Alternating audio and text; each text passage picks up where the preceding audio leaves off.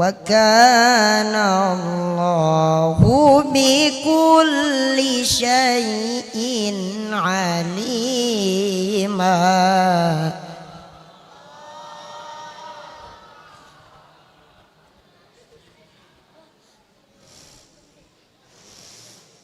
يا أيها الذين آمنوا اذكروا الله ذكرا كثيرا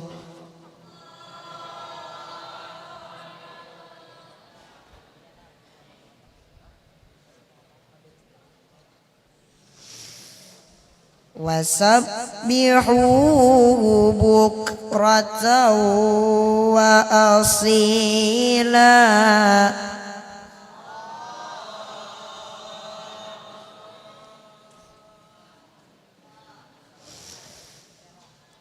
هو الذي يصلي عليكم وملائكته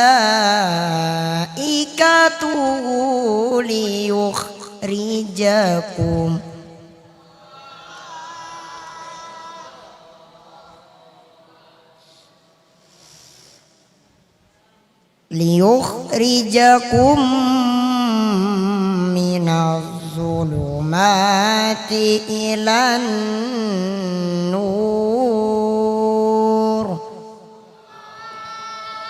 وكان بالمؤمنين رحيما. صدق الله العظيم.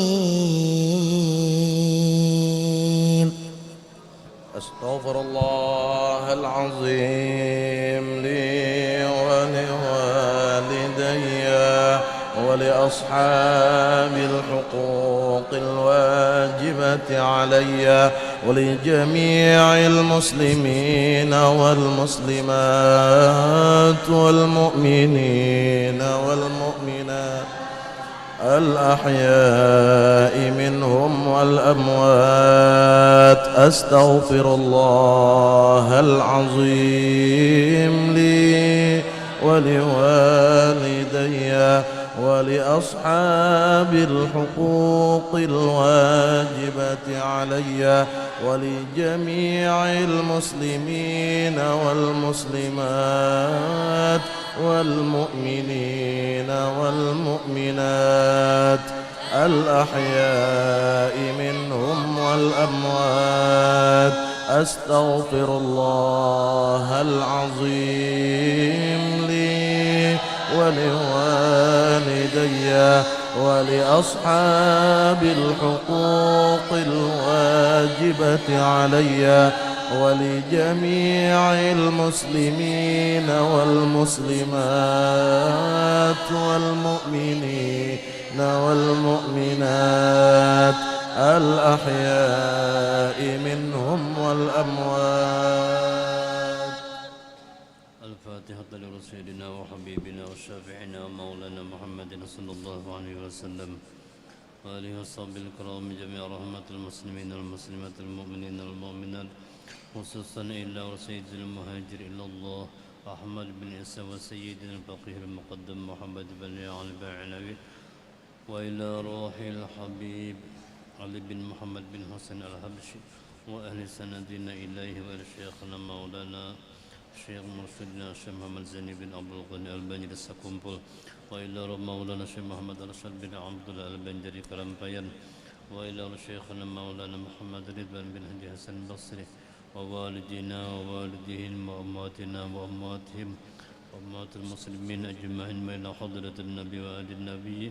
الفاتحة. بسم الله الرحمن الرحيم. الحمد لله رب العالمين الحمد لله رب الرحمن الرحيم مالك يوم الدين إياك نعبد وإياك نستعين اهدنا الصراط المستقيم صراط الذين أنعمت عليهم غير المغضوب عليهم ولا الضالين.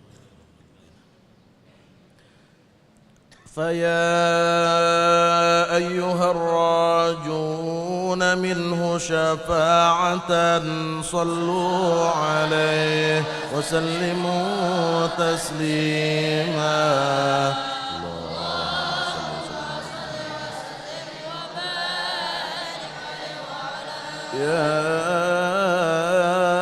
أيها المشتاقون إلى رؤيا جماله صلوا عليه وسلموا تسليما.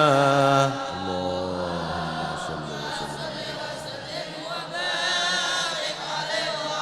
يا من يخطب وصاله يقظة ومناما صلوا عليه وسلموا تسليما.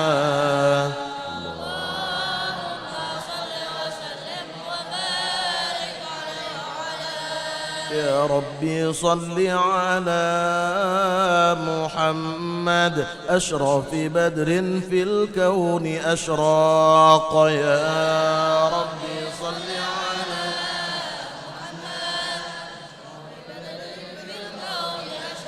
يا ربي صل على محمد أكرم داع يدعو إلى الحق. يا ربي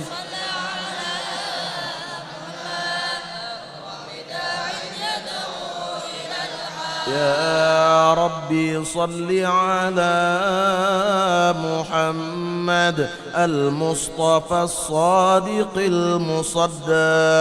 يا ربي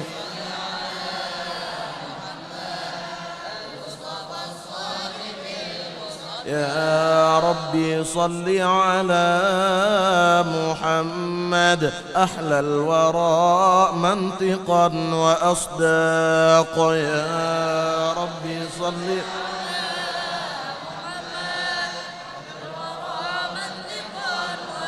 يا ربي صل على محمد أفضل من بالتقى تحقق. يا ربي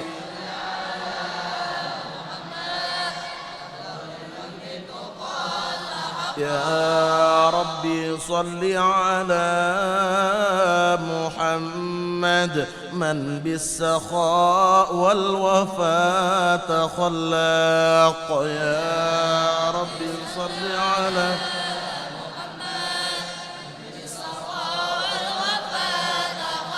يا ربي صل على محمد واجمع من الشمل ما تفرق. يا ربي صل على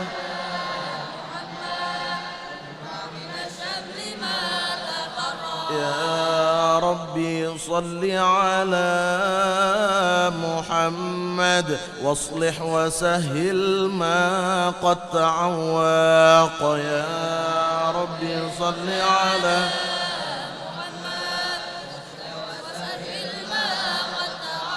يا ربي صل على محمد وافتح من الخير كل مغلاق. يا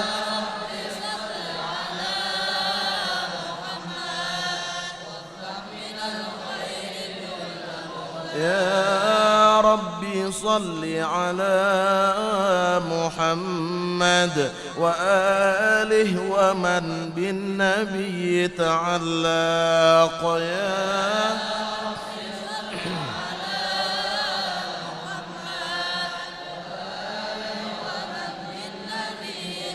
يا ربي صل على محمد وآله ومن للحبيب يعشاق.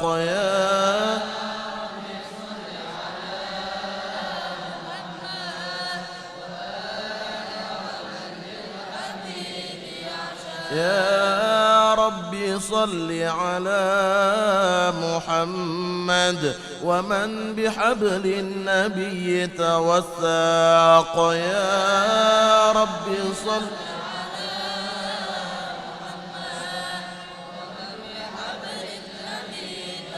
يا ربي صل على محمد يا ربي صل عليه وسلم.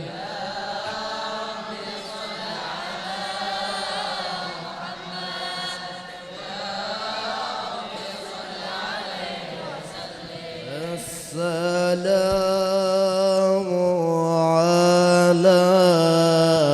عليك زين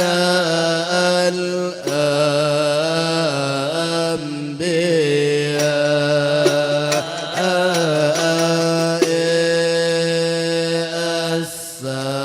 السلام عليك.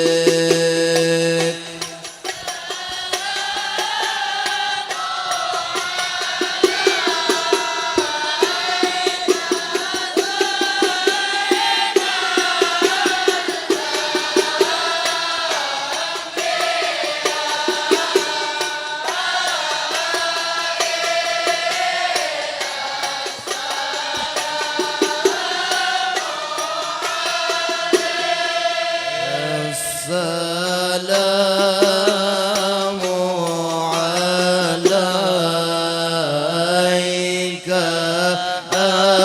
أحمد يا حبيبي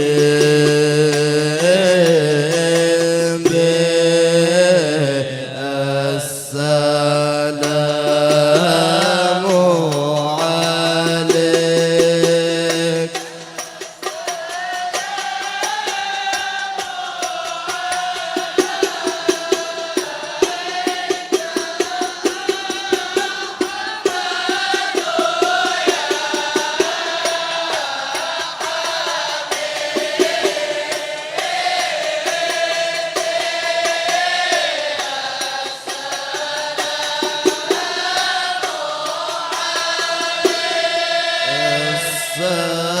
السلام عليك طه يا طبيبي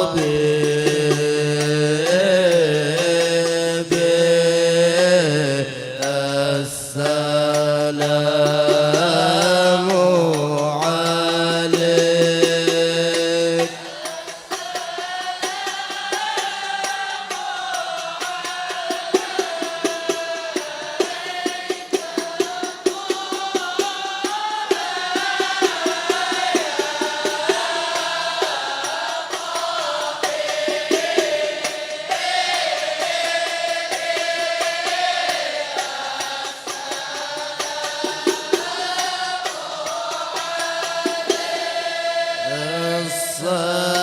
السلام عليك يا مسكين وطيبي السلام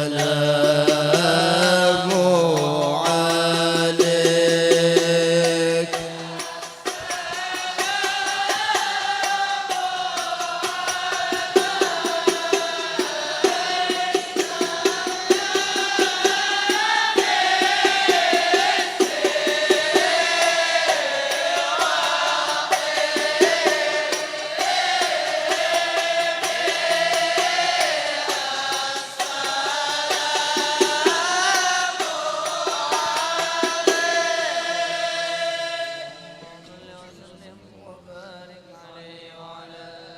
أعوذ بالله من الشيطان الرجيم. لقد جاءكم رسول من أنفسكم عزيز عليه ما عنتم حريص عليكم بالمؤمنين رؤوف رحيم. فإن تولوا فقل حسبي الله لا إله إلا هو توكلت وهو رب العرش العظيم إن الله وملائكته يصلون على النبي يا أيها الذين آمنوا صلوا عليه وسلموا تسليما اللهم صل وسلم وبارك عليه وعلى آله بسم الله الرحمن الرحيم الحمد لله القوي سلطانه الواضح برهانه المبسوط في الوجود كرمه وإحسانه تعالى مجده وعظم شانه خلق الخلق لحكمة وطوى عليها علمه وبسط لهم من فائض المنة ما جرت به في أقداره القسمة فأرسل إليهم أشرف خلقه وأجل عبيده رحمة تعلقت إرادته الأزلية بخلق هذا العبد المحبوب فانتشرت آثار شرفه في عوالم الشهادة والغيوب فما أجل هذا المن الذي تكرم به المنان وما أعظم هذا الفضل الذي برز من حضرة الإحسان صورة كاملة ظهرت في هيكل محمود فتعطرت بوجودها أكناف الوجود وطرزت برد العوالم بطراز التكريم اللهم صل وسلم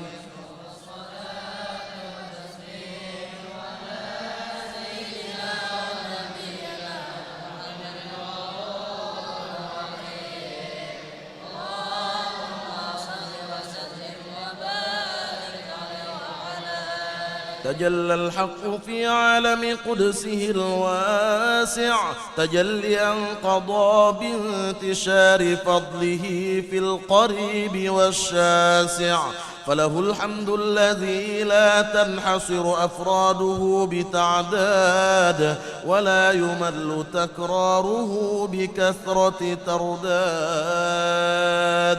حيث أبرز من عالم الإمكان صورة هذا الإنسان ليتشرف بوجوده الثقلان وتنتشر أسراره في الأكوان فما من سر اتصل به قلب منيب إلا من سوابغ فضل الله على هذا الحبيب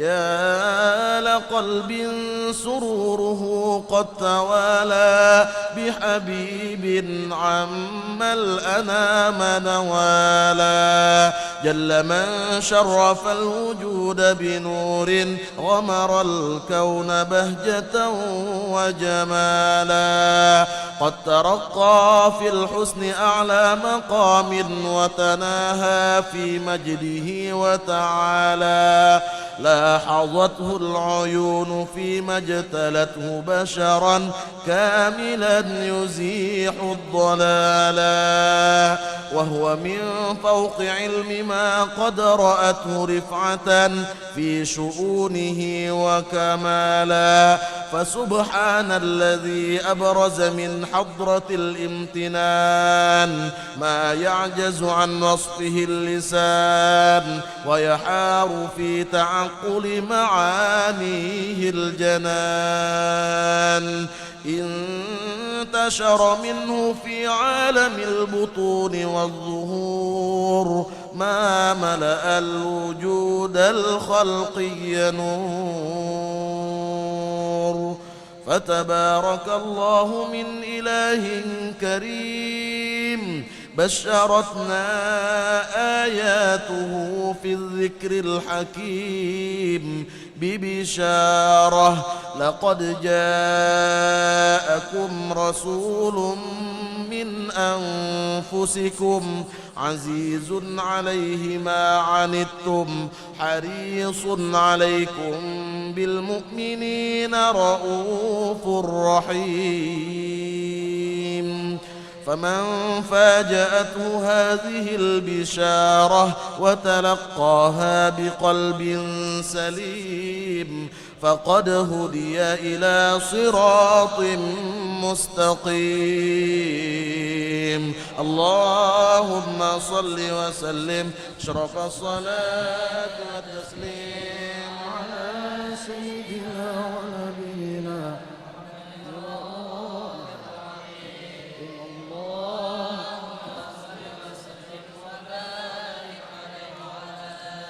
وأشهد أن لا إله إلا الله وحده لا شريك له شهادة تعرب بها اللسان عما تضمنه الجنان من التصديق بها والإذعان تثبت بها في الصدور من الإيمان قواعد وتلوح عن أهل اليقين من سر ذلك الإذعان والتصديق شواهد. وأشهد أن سيدنا محمدًا العبد الصادق في قوله وفعله والمبلغ عن الله ما أمره بتبليغه لخلقه من فرضه ونفله عبد أرسله الله للعالمين بشيرا ونذيرا فبلغ الرسالة وأدى الأمانة وهدى الله به من الأمة بشرا كثيرا فكان في ظلمة الجهد للمستبصرين سراجا وقمرا منيرا. فما أعظمها من منة تكرم الله بها على البشر وما أوسعها من نعمة انتشر سرها في البحر والبر. اللهم صل وسلم بأجل الصلوات وأجمعها وأزكى التحيات وأوسعها على هذا العبد الذي وفى بحق العبودية وبرز فيها في خلعة الكمال وقام بحق الربوبية في مواطن الخدمة لله وأقبل عليه غاية الإقبال صلاة يتصل بها روح المصلي عليه به صلاة يتصل بها روح المصلي عليه به صلاة يتصل بها فينبسط في قلبه نور سر تعلقه به وحبه ويكتب بها بعناية الله في حزبه وعلى آله وصحبه الذين ارتقوا صهوة المجد بقربه وتفيأوا ظلال الشرف الأصلي بوده وحبه ما عطر الأكوان بنشر ذكراهم نسيم. اللهم صل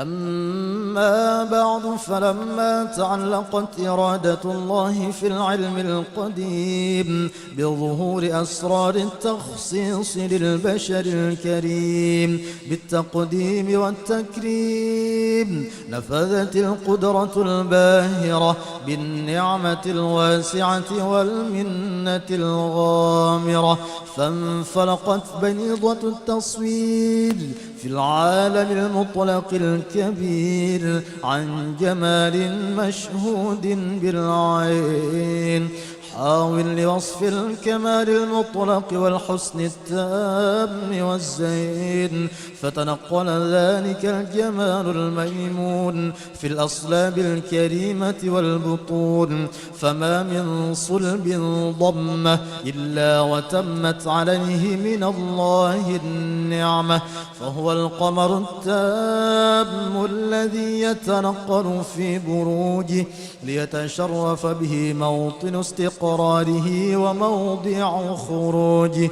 وقد قضت الأقدار الأزلية بما قدت وأظهرت من سر هذا النور ما أظهرت، وخصصت به من خصصت، فكان مستقره في الأصلاب الفاخرة والأرحام الشريفة الطاهرة، حتى برز في عالم الشهادة بشرا لا كالبشر، ونورا حير الأفكار ظهوره وبهر، فتعلقت همة الراقم لهذه الحروف بأن يرقم في هذا القرطاس ما هو لديه من عجائب ذلك النور معروف.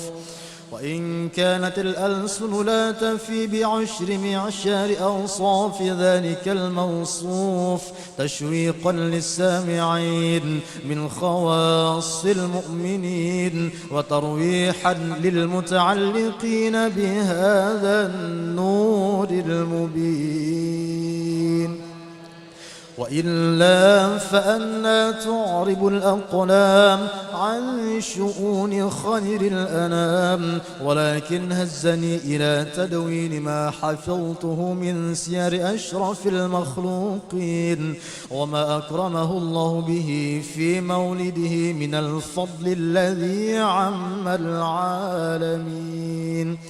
وبقيت رايته في الكون منشورة على مر الأيام والشهور والسنين، داعي التعلق بهذه الحضرة الكريمة ولاعج التشوق إلى سماع أوصافها العظيمة، ولعل الله ينفع به المتكلم والسامع، ولعل الله ينفع به المتكلم والسامع، ولعل الله ينفع به المتكلم والسامع، فيدخلان في شفاعة هذا النبي الشافع، ويتروحان بروح ذلك النعيم.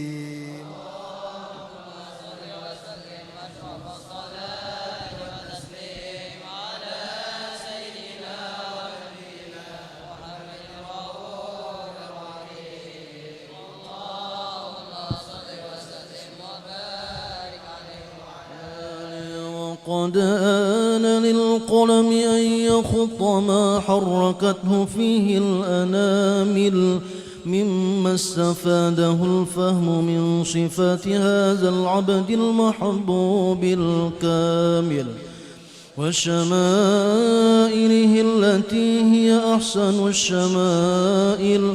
وهنا حسن أن نثبت ما بلغ إلينا في شأن هذا الحبيب من أخبار وآثار، ليتشرف بكتابته القلم والقرطاس، وتتنزه في حدائقه الأسماء والأبصار. وقد بلغنا في الأحاديث المشهورة أن أول شيء خلقه الله هو النور المودع في هذه الصورة، فنور هذا الحبيب أول مخلوق برز في العالم، ومنه تفرع الوجود خلقا بعد خلق فيما حدث وما تقادم.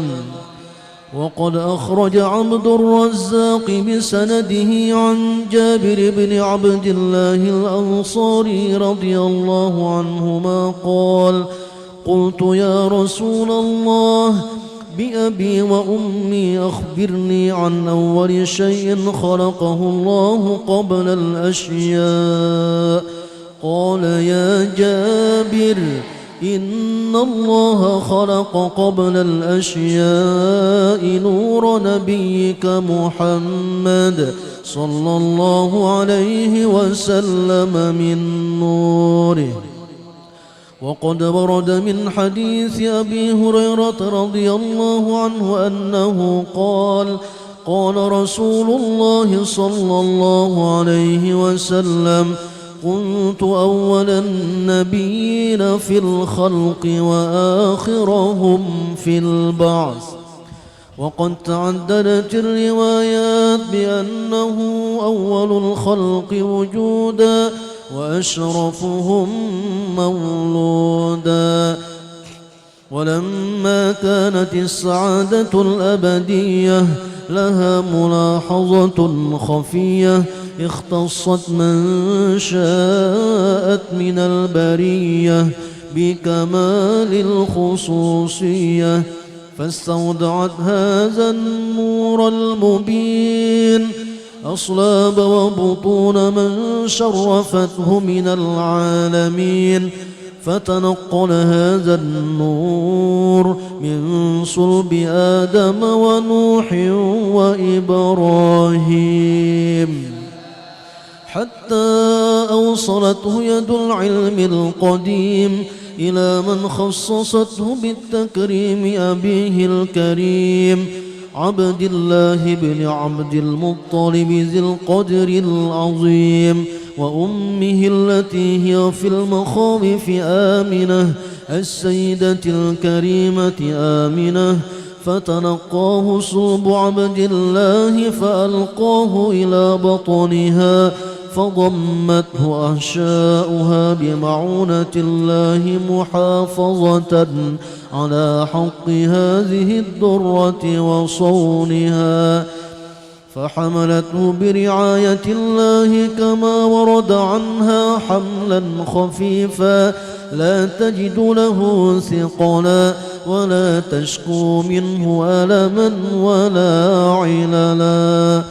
حتى مر الشهر بعد الشهر من حمله وقرب وقت بروزه إلى عالم الشهادة لتنبسط على أهل هذا العالم فيوضات فضله وتنتشر فيه آثار مجده الصميم.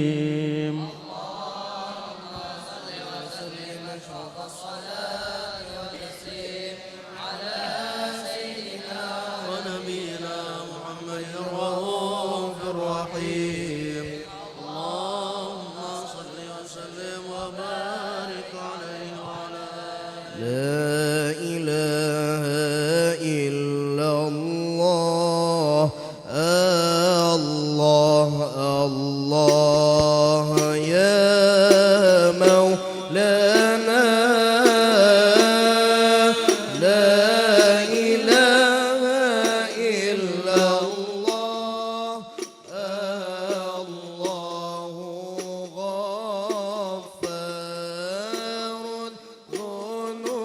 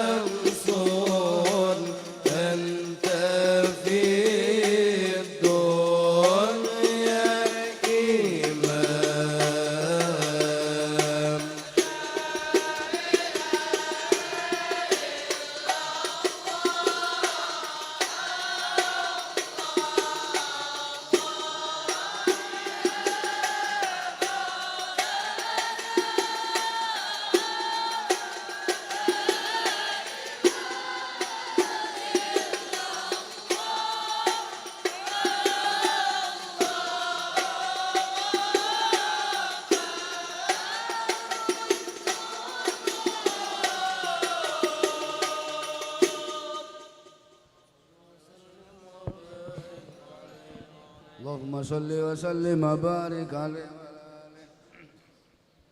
ومنذ لقلب هذه الدرة المكنونة والجوهرة المسونة والكون كله يشبه ويمشي في سرور وابتهاج بقرب جور إشراقها جاسرات والعيون متشوفة إلى بروجه متشوقة إلى التقاط جواهر كنوجه وكل دابة لقريش نطقت بفاصل عبارة مولنة بكمال البشارة وما من حامل حملت في ذلك العام إلا تطفي حملها بغلام من بركات وسعادة هذا الإمام ولم تجل الأرض والسماوات متدمخة مثل الفرح بملاقاة الأشرف البريات وبروجه من عالم الخفاء إلى عالم الجهور بعد تنقله في البطون والجهور فأجر الله في الوجود بهجة التكريم وبسط في العالم الكبير مائدة التشريف والتعجيم ببروج هذا البشر الكريم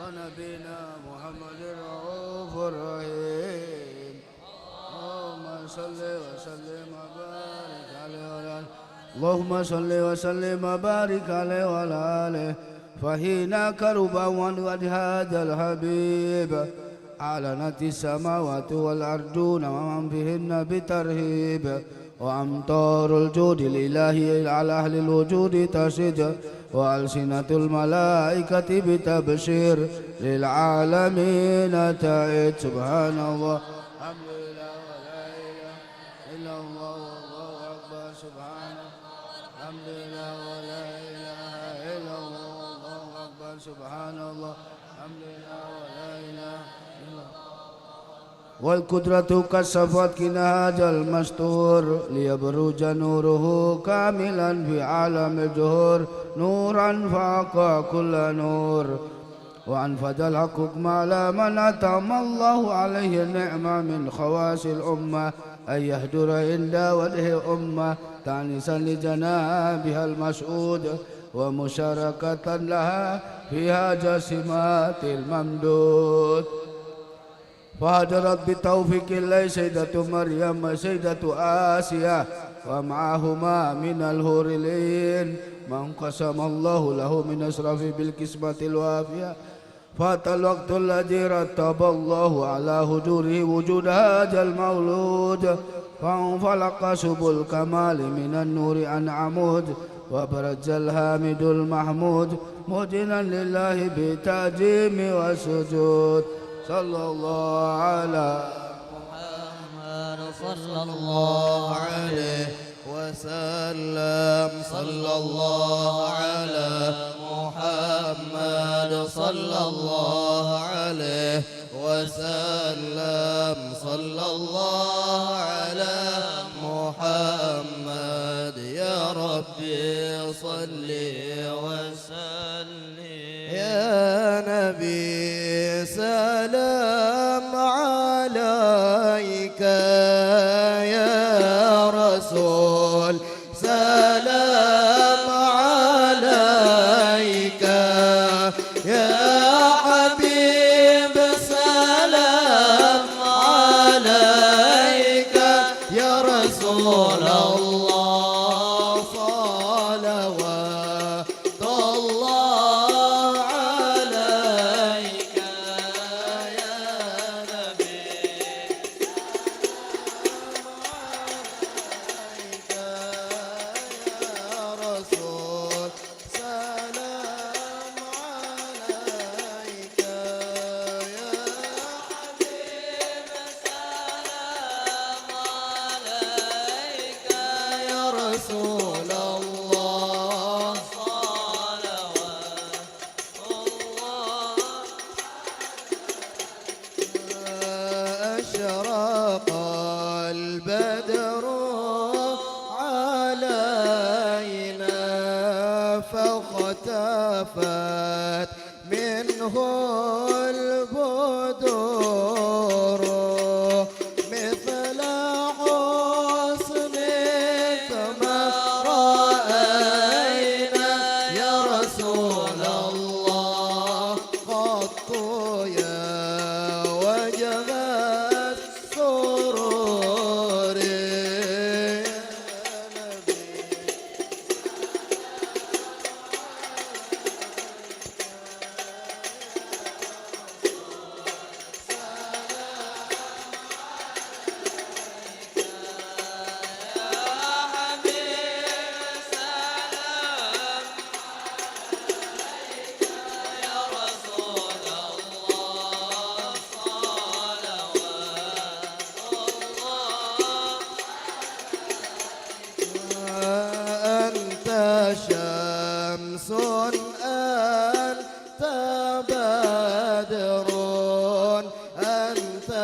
نور فوق نوري أنت إكسير وغالي يا رسول الله أنت مصباح الصدور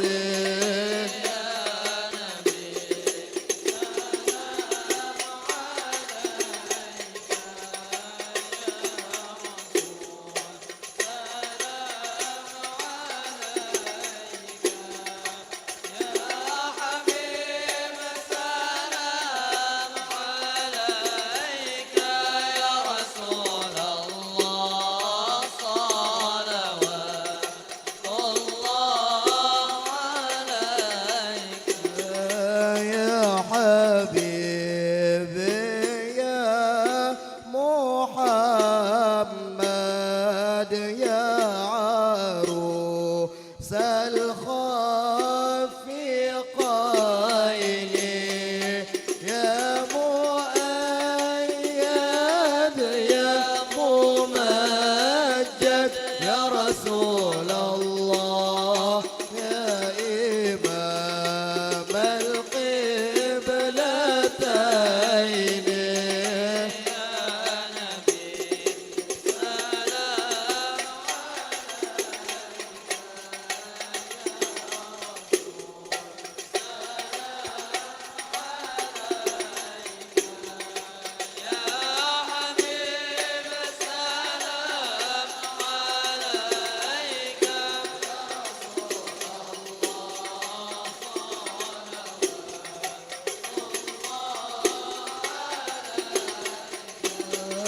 صلى الله على محمد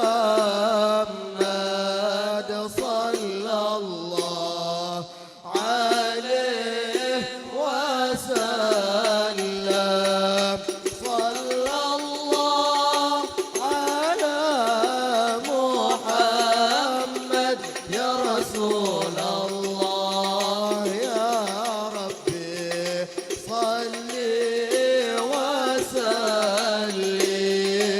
صلى الله على محمد صلى الله عليه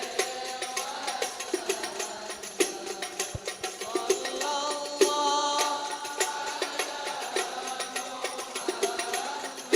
يا رسول الله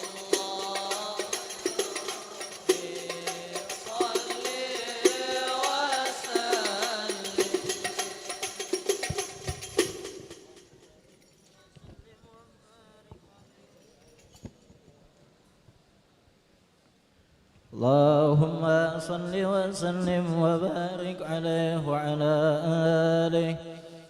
ولقد اتصف صلى الله عليه وآله وسلم من محاسن الأخلاق بما تضيق عن كتابته بطون الأوراق. كان صلى الله عليه وآله وسلم أحسن الناس خلقا وخلقا وأولهم إلى مكارم الأخلاق سبقا وأوسعهم بالمؤمنين حلما ورفقا. برا رؤوفا لا يكون ولا يفعل إلا معروفا. له الخلق السهل واللفظ المحتوي على المعنى الجازل. إذا دعاه المسكين أجابه إجابة معجلة. وهو الأب الشفيق الرحيم لليتيم والأرملة. وله مع سهولة أخلاق الهيبة القوية التي ترتعد منها فرائس الأقوياء من البرية. ومن نشر ضيبه تعطرت الطرق والمنازل. وبرب ذكره تضيبت المجالس والمحافل. وهو صلى الله عليه وآله وسلم جامع الصفات الكمالية والمنفرد بخلقه وخلقه بأشرف خصوصية، فما من خلق في البرية محمود إلا وهو متلقى عن زين الوجود. أجملت بوصف الحبيب وشانه، وله العلا في مجده ومكانه. أوصى بعز قد تعالى مجدها، أخجت على نجم السها بعينانه. وقد انبسط القلم في تدوين ما أفاد العلم من وقائع مولد النبي الكريم، وحكاية ما أكرم الله به هذا العبد المقرب من التكريم والتعظيم والخلق العظيم. فحسن مني أن أمسك عنة الأقلام في هذا المقام، وأقرأ السلام على سيد الأنام. السلام عليك ورحمة الله وبركاته. السلام عليك أيها النبي ورحمة الله وبركاته. السلام عليك النبي ورحمة الله وبركاته.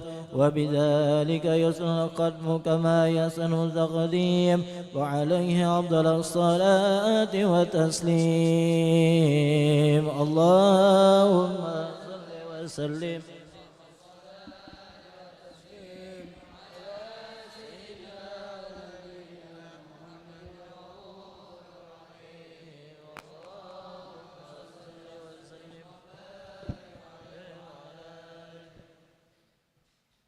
بسم الله الرحمن الرحيم. ولما نظم الفكر من ضرر الأوصاف المحمدية وقودا، توجهت إلى الله متوسلا بسيدي وحبيبي محمد صلى الله عليه وسلم يجعل سعي فيه مشكورا وفعلي فيه محمودا، وأن يكتب عملي في الأعمال المقبولة وتوجهي في التوجهات الخالصة وسلات الموصولة. اللهم يا من إليه تتوجه الآمال فتعود ظافرة، وعلى باب عزته تهد الرحال فتغشاها منه الفيوضات الغامرة، نتوجه إليك بأشرف الوسائل لديك سيد المرسلين عبدك الصادق الأمين سيدنا محمد الذي عمت رسالته العالمين، أن تصلي وتسلم على تلك الذات الكاملة مستودع أمانتك وحفيظ سرك وحامل راية دعوتك الشاملة، الأب الأكبر المحبوب لك والمخصص بشرف الأفخار في كل موطن من مواطن القرب ومظهر قاسم إمدادك في عبادك وساكي كؤوس إرشادك لأهل ودادك، سيد القونين وأشرف الثقلين العبد المحبوب الخالص المخصوص منك بأجل الخصائص. اللهم صل وسلم عليه وعلى آله وأصحابه وأهل حضرة اقترابه من أحبابه. اللهم إنا نقدم إليك جاه هذا النبي الكريم ونتوسل إليك بشرف مقامه العظيم، أن تلاحظنا في حركاتنا وسكناتنا بعين عنايتك، وأن تحفظنا في جميع أطوارنا وتقلباتنا بجميل رعايتك وحسين وقايتك، وأن تبلغنا من شرف القرب إليك وإلى هذا الحبيب غاية آمالنا، وتتقبل منا ما تحرقنا فيه من نياتنا وأعمالنا، وتجعلنا في حضرة هذا الحبيب من الحاضرين، وفي طرائق اتباعه من السالكين، ولحقك وحقه من المعدين، ولعهدك من الحافظين. اللهم إنا لنا معا في رحمتك الخاصة فلا تحرمنا، وزنونا جميلة هي وسيلتنا إليك فلا تخيبنا. آمنا بك وبرسولك وما جاء به من الدين، وتوجهنا به إليك مستشفعين أن تقابل المذنب منا بالغفران، أن تقابل المذنب منا بالغفران، أن تقابل المذنب منا بالغفران، والمسيء بالإحسان والسائل بما سأل والمؤمل بما أمل، وأن تجعلنا ممن نصر هذا الحبيب ووازره وواله وظهره وأم ببركاته وشريف وجهاته أولادنا ووالدينا وأهل قدرنا ووادنا وجميع المسلمين والمسلمات والمؤمنين والمؤمنات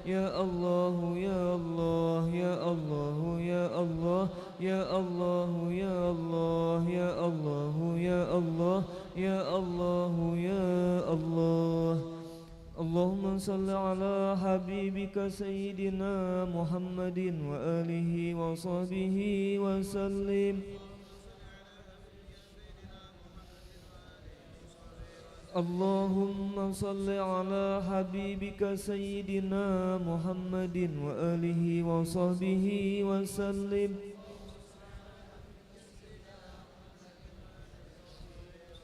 اللهم صل على حبيبك سيدنا محمد وعلى آله وصحبه وبارك وسلم أجمعين.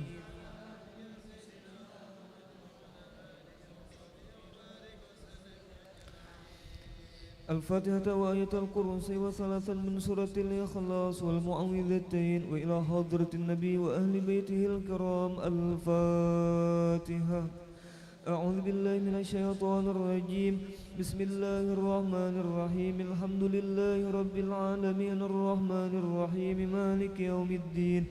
إياك نعبد وإياك نستعين اهدنا الصراط المستقيم صراط الذين أنعمت عليهم غير المغضوب عليهم ولا الضالين آمين.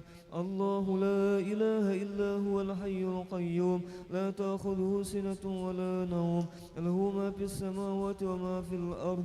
من ذا الذي يشفع عنده إلا بإذنه يعلم ما بين أيديهم وما خلفهم ولا يحيطون بشيء من علمه إلا بما شاء.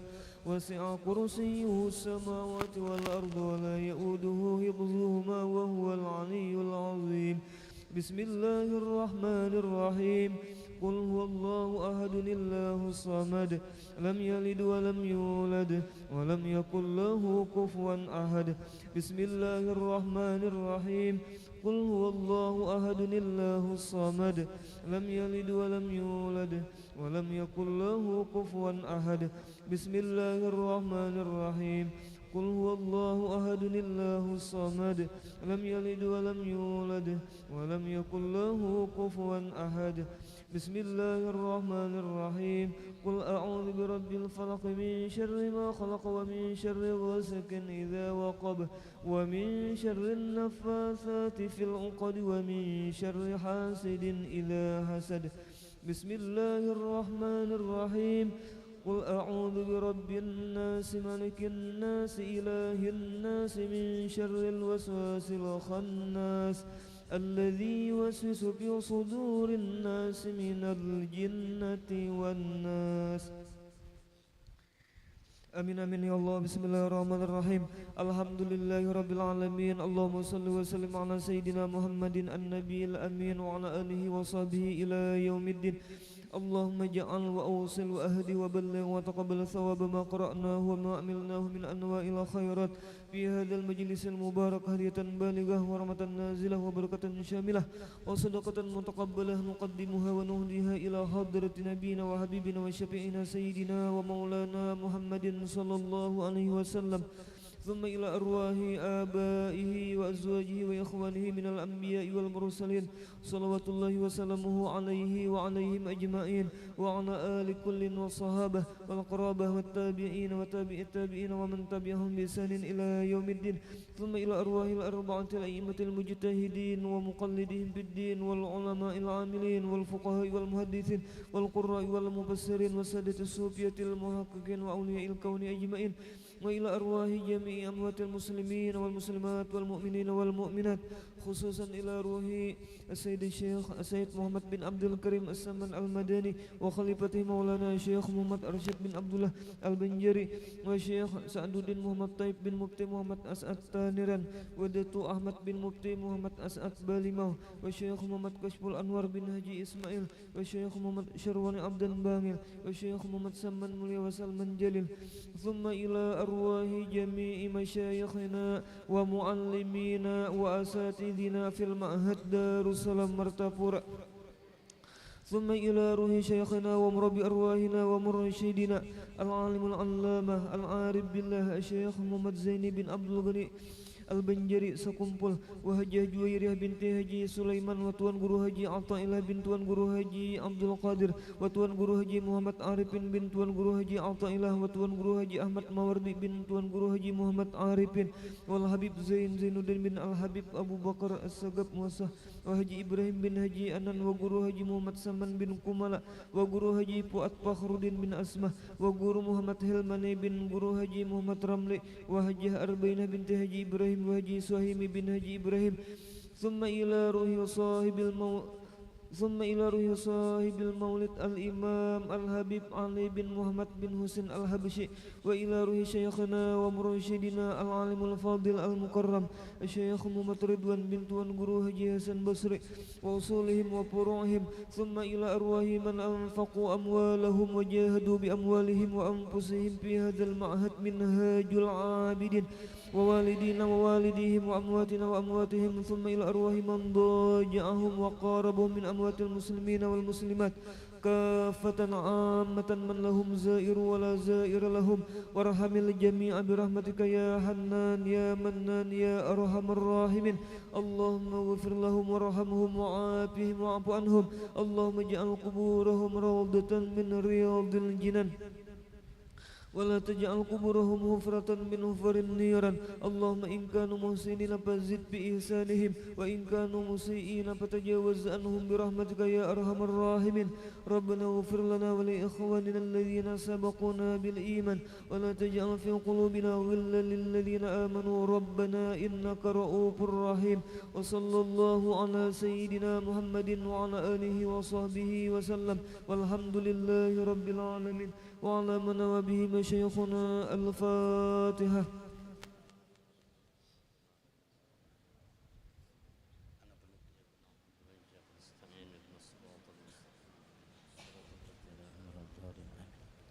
بسم الله الرحمن الرحيم الحمد لله رب العالمين اللهم صل على سيدنا محمد وعلى آله وصحبه أجمعين يا أرحم الراحمين يا أرحم الراحمين يا أرحم الراحمين اللهم مغفرتك وسع من ذنوبنا ورحمتك رجع عندنا من أعمالنا اللهم إنا نسألك فهم النبيين وحفظ المرسلين وإلهام ملائكة المقربين اللهم أغننا بالعلم زينا بالحلم وأكرمنا بالتقوى وجملنا بالعافية يا أرحم الراحمين ربنا تقبل منا إنك أنت السميع العليم تب علينا إنك أنت التواب الرحيم وصلى الله على سيدنا محمد وعلى آله وصحبه وسلم فضله سبحان ربك رب العزة عما يصفون سلام على المرسلين والحمد لله رب العالمين يا ربي بالمصطفى بلغ مقاصدنا واغفر لنا ما مضى يا واسع